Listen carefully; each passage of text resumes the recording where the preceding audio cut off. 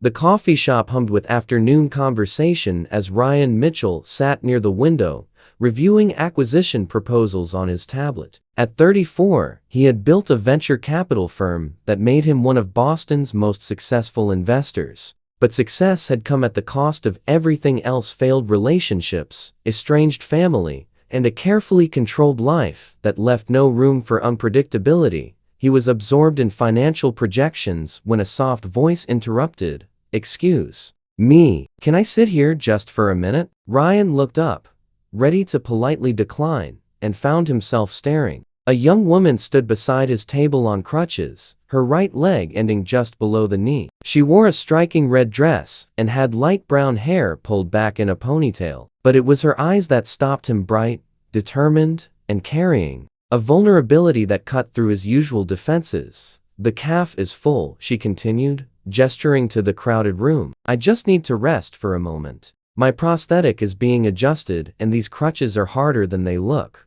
Ryan immediately stood, pulling out the chair across from him. "Of course, please." She settled into the seat with visible relief, leaning the crutches against the wall. "Thank you. I promise I will only be a minute."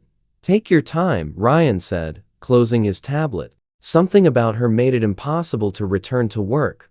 A little girl appeared then, maybe 5 years old, with blonde hair in braids and bright blue eyes. She climbed onto the chair beside the woman, clutching a small backpack. "Mama, are you okay?" the girl asked with concern beyond her years. "I am fine, sweetheart. Just resting." The woman smiled at Ryan. "I am Sophie. This is my daughter, Emma." Ryan, he said, finding himself genuinely smiling for the first time in weeks. "What happened to your prosthetic?" Sophie's expression flickered. With something surprised that he asked so directly, appreciation that he did not look away uncomfortably. "The socket was rubbing wrong. I am between adjustments right now. Usually, I manage fine, but today has been longer than expected." "Mama has been walking all day looking for work," Emma announced with the child's complete honesty. "We went to 7 places and nobody would hire her." "Emma," Sophie said gently, her cheeks flushing. But Ryan was already processing what the child had revealed. He looked at Sophie more carefully now, the professional dress that was slightly worn, the determination in her eyes mixed with exhaustion, the way she held herself with dignity despite obvious struggles. "What kind of work are you looking for?" he asked. Sophie hesitated. "I have a degree in graphic design and marketing, but most places want someone who can be on their feet all day, attend networking events, travel for client meetings." When they see the crutches or learn about the prosthetic, suddenly the position is filled.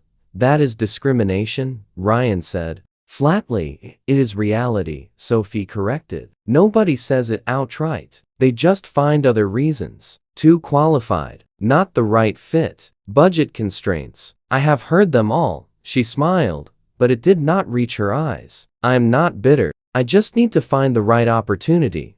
Emma was watching Ryan with curious intensity. "Are you rich?" she asked bluntly. "Emma." Sophie looked mortified, but Ryan laughed, a genuine sound that surprised even himself. "Why do you ask?" "Because you have fancy clothes and a nice watch, and you are sitting alone drinking expensive coffee. Mama says rich people drink expensive coffee in the daytime." "Emma is very observant," Sophie said apologetically. "She is right," Ryan admitted. "I suppose I am rich by most standards. I run an investment firm." Emma's eyes widened. "Does that mean you give people jobs?" "Sometimes. I invest in companies, and those companies hire people. Then you should give Mama a job," Emma declared with simple logic. "She is really good at making things pretty. She made my birthday invitations, and everyone said they were the best invitations they ever saw." Ryan felt something shift in his chest. He looked at Sophie, who was trying to quiet her daughter while clearly mortified by the whole exchange. "Actually," he said slowly, "Arm has been looking for someone to handle our marketing and investor relations. Our current team is overwhelmed. Would you be interested in interviewing?" Sophie stared at him. "You cannot be serious." "I am completely serious. We need someone with design skills and marketing knowledge. If you have those qualifications, I cannot accept a job offer out of pity," Sophie interrupted, her voice firm despite the hope flickering in her eyes. "I appreciate the gesture, but I need to earn my position, not have it handed to me because some wealthy investor felt sorry for the woman on crutches."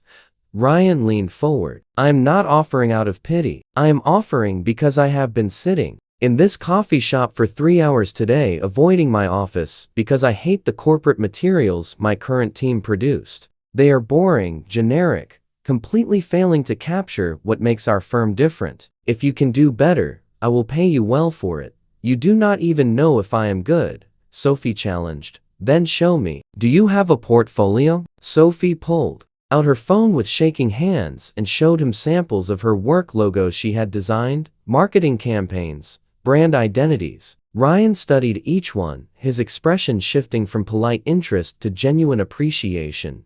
"This is excellent," he said honestly. "This is exactly the caliber we need. When can you start?" Sophie's eyes filled with tears. "You are serious? I do not joke about business decisions. My office is 2 blocks from here. Can you come by tomorrow for a formal interview? I want my team to meet you, see your work, discuss compensation." "Yes," Sophie whispered. "Yes, I can be there." Emma was beaming. "I told you he should give you a job, Mama." Ryan smiled at the little girl. "You are a very smart negotiator, Emma. Ever consider a career in venture capital?" Over the following months, Sophie transformed Ryan's firm's entire brand. Her designs were fresh, compelling, and authentic. But more than that, her presence in the office changed the culture. She brought warmth, creativity, and a perspective that came from someone who had faced real challenges and overcome them with grace. Ryan found himself looking for excuses to work with her,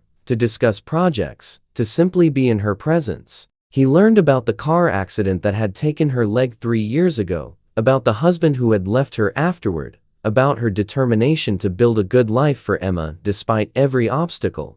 "Why did he leave?" Ryan asked one evening when they were working late. Sophie looked up from her designs. "He said he married a whole woman, not someone broken, that he could not handle the medical appointments, the struggles, the changed future. He was an idiot," Ryan said firmly. Sophie smiled. "Maybe, but he did me a favor. I discovered I am stronger than I knew." And Emma learned that we do not give up just because things get hard.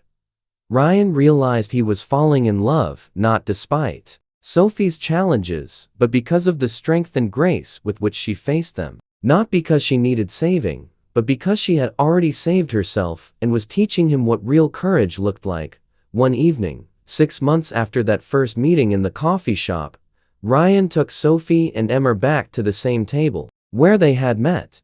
"Do you remember what I said the first time we sat here?" he asked Sophie. "You said I could take my time resting," Sophie recalled. "Before that, when you first stood at my table." Sophie shook her head, confused. "I looked up and saw you, and my first thought before I saw the crutches, before I knew anything about you, was that you were beautiful. Not in spite of anything, just beautiful." He pulled out a small box and opened it. "Sophie, you asked to sit for just a minute. Instead, you stayed and changed everything about my life. You showed me that strength is not about never falling, but about how you stand back up. That beauty is not about perfection, but about grace under pressure." He knelt down. "Will you marry me? Will you let me spend the rest of my life showing you that you are beautiful, exactly as you are?" Sophie was crying now. "Ryan, you know this will not be easy. There will be hard days, medical appointments, times when the prosthetic fails, or I cannot do things others take for granted. I know." Ryan interrupted gently. "And I am here for all of it. Not because I am trying to save you, but because you already saved me. You reminded me what actually matters." Through her tears, Sophie nodded. "Yes, but only if you promise to always see me the way you did that first day, as a person who happened to need a chair, not as a disability who happened to have a person attached." "I promise," Ryan said. Emma cheered and threw her arms around both of them. "I knew it. I told Mama you were nice when we first saw you." At their wedding, Emma was flower girl. In his vows, Ryan said, "You asked to sit for just a minute. Instead, you taught me that the most beautiful things in life are not perfect, they are real. They are hard-won. They are authentic. Thank you for choosing me. If this story reminded you that true beauty comes from strength and authenticity, please like, share, and subscribe. Leave a comment about when someone showed you what real courage looks like.